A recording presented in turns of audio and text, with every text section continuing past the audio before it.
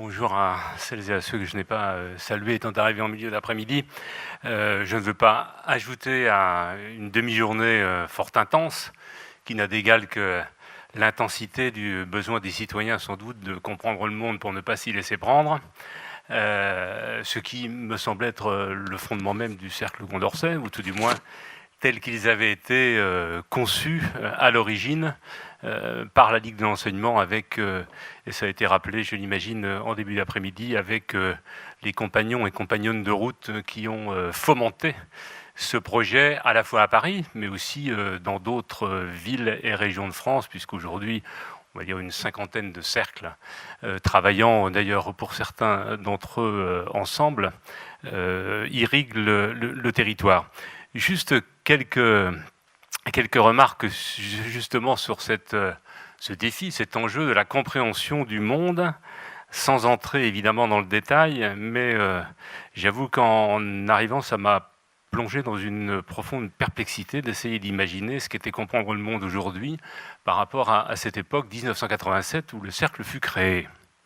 Alors je vais évidemment vous éviter la litanie des transformations en 30 ans qui ont traversé et notre pays et le monde en général, mais je crois qu'il faut quand même y regarder de très très près pour ne pas stationner trop longtemps dans un présent qui n'a pas encore fini, sans doute d'être perturbé par les ondes de choc de ce qui se passe depuis 30 ans, notamment, évidemment précédé avant par un certain nombre de germes dans ces ondes-là, et ondes qui se continuent aujourd'hui, tellement les transformations sont extrêmement rapides pour une bonne partie touchant ou affectant, et pas forcément de manière négative, la totalité de nos vies et globalement sur la totalité de la planète aujourd'hui. Ce sont ces ondes de choc qui produisent d'ailleurs, on vient d'en avoir un exemple à travers ce débat de haute qualité sur l'Europe, qui provoque la montée des peurs, des replis, des nationalismes, les recours à des discours extrêmement nostalgiques. Nous en avons la preuve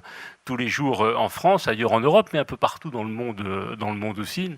Et il me semble que c'est le principal défi que nous avons aujourd'hui entre cercles de pensée et je dirais cercle ou réseau de la Ligue de l'enseignement plus tourné vers l'action. Et je terminerai tout à l'heure là-dessus. J'invite à ce que nous trouvions des voies et moyens pour mieux converger, mieux interagir, parce que une partie des difficultés que nous éprouvons tous aujourd'hui, citoyens qui tentons de nous éclairer individuellement et collectivement, c'est d'avoir le sentiment quand même d'une relative impuissance, ou tout du moins d'être tenté par une manière de tourner la page sans pour cela avoir terminé de la lire. Donc des transformations qui sont d'une rapidité inouïe. Je n'en prends qu'une. Et je pensais à cela parce que dans le train qui me ramenait de Montpellier, c'était étonnant de voir le nombre de machines communicantes qu'il y avait. Les téléphones portables que nous avons tous, aujourd'hui, ont une capacité de calcul 1 million de fois supérieure à celle de l'ordinateur qui pesait 30 kg en 1987, entre poids confondus du moteur de l'ordinateur et de l'écran. Et dans ces mêmes téléphones portables que nous avons, il y a la puissance de calcul que la NASA a mis dans l'énorme ordinateur qui a permis en 1969 à Apollo de transporter le premier vol habité sur la Lune. Et ça n'est pas terminé.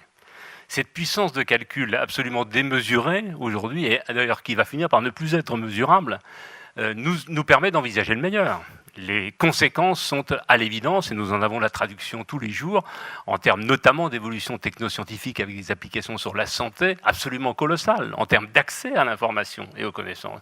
Mais en même temps, nous plonge dans un monde dont on peut considérer que l'état de nos responsabilités humaines aujourd'hui est en train de changer de nature par rapport aux questions nouvelles qui se posent en termes de contenu, d'échelle et, je dirais, d'espace dans lesquels nous devons aussi concevoir notre capacité d'agir.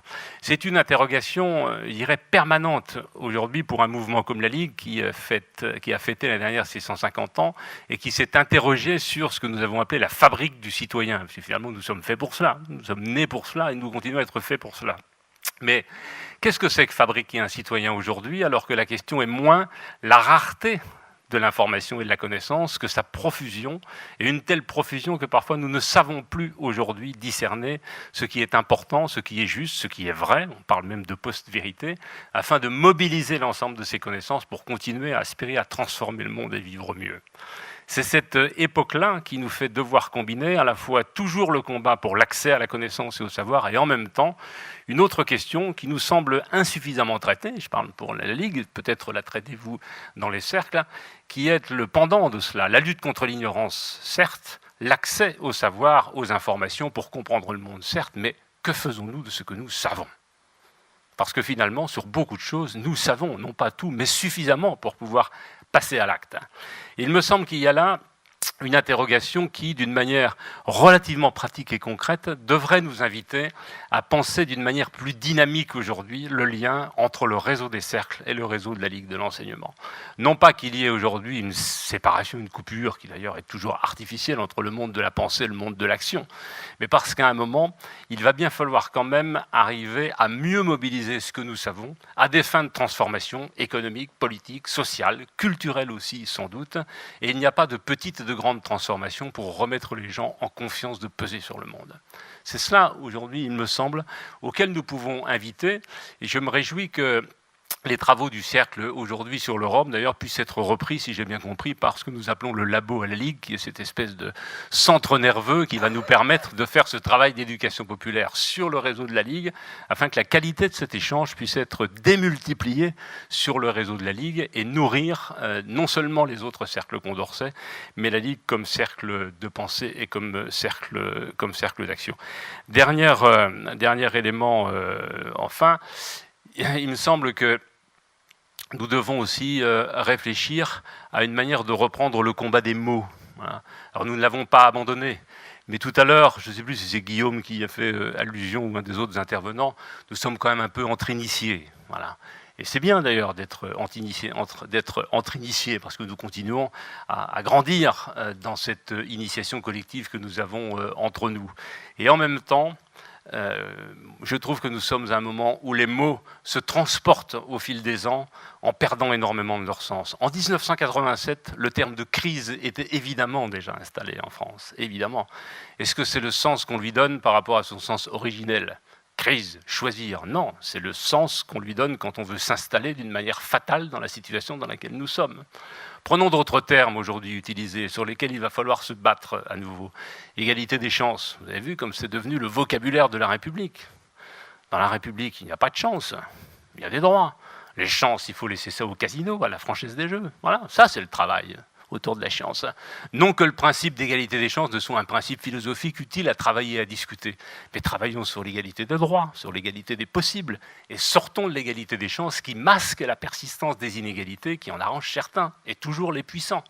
Dernier mot enfin, celui qui nous renvoie à cette accélération aujourd'hui technoscientifique dans laquelle nous sommes, le terme de données. Vous avez remarqué comment en permanence aujourd'hui les algorithmes moulinent des données, que nous sommes dans un monde qui gère des bases de données, à la fois pour les dirigeants politiques, le monde scientifique, pour nos vies quotidiennes. Vous avez donné, vous, l'ensemble de ces informations qui figurent dans ces bases de données? Non, il s'agit de saisie. De saisie. Emparons-nous de cette conquête et de cette bataille des mots pour leur redonner le sens qui est un sens utile pour la compréhension du monde, et faisons en sorte que par cette combinaison du travail intellectuel et du travail de l'action, nous sortions une part de nos concitoyens trop importante qui s'est installée dans la fatalité et la résignation. Merci et longue vie au Cercle Condorcet de Paris.